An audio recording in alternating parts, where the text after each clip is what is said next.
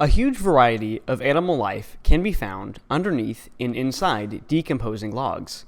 But in today's video, I'm searching for one of the strangest and most interesting of these invertebrate inhabitants.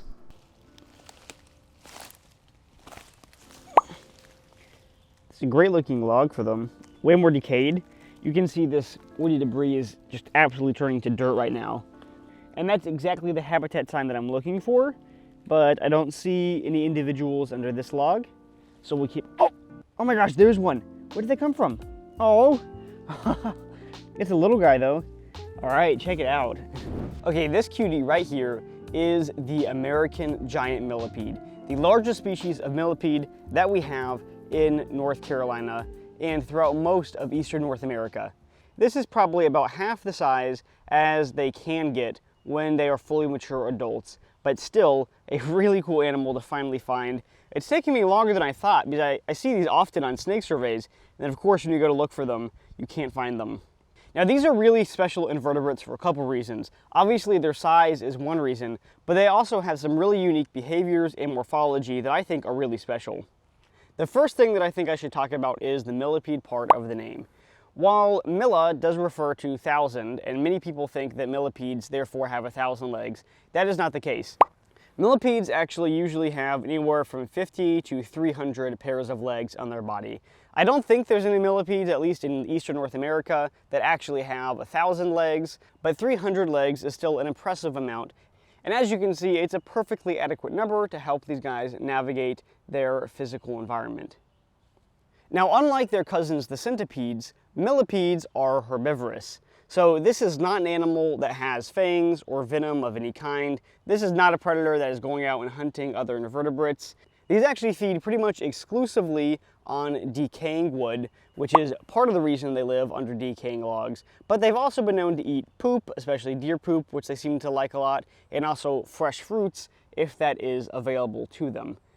Now millipedes, because they live primarily under or inside these decaying logs, are not very visual at all. In fact, most of their world is perceived through their antennae, which are constantly moving around, probing the environment, probing the air, and these act as chemoreceptors that can detect chemicals, odors in the air, and they also measure temperature and humidity.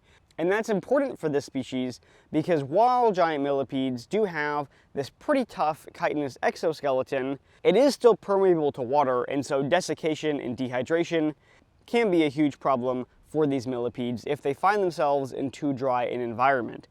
And so the other advantage of living under those decayed logs is it provides moisture, just like for salamanders, which also risk dehydration and desiccation. So if you do see these millipedes out and about, sometimes you'll see them above ground, especially on rainy days when they don't have to worry about drying out. But more often than not, you'll find them when digging around in a garden, or maybe if you're looking under logs for salamanders.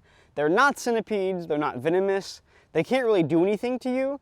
Now when they feel threatened, they can release a foul-smelling, odorous compound from their skin, but the most that can do to human beings is cause some discoloration and maybe very, very minor chemical burns. But to a smaller predator, like an invertebrate predator, that can cause a little bit more significant damage thanks to toxic benzoquinines, which that compound contains.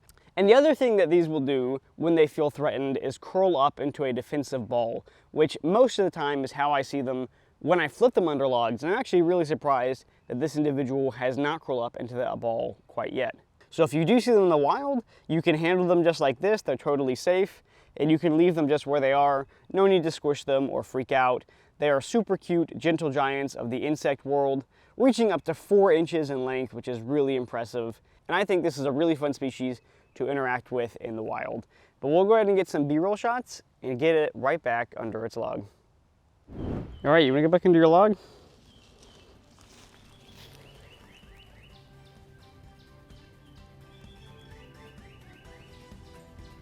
Here you go.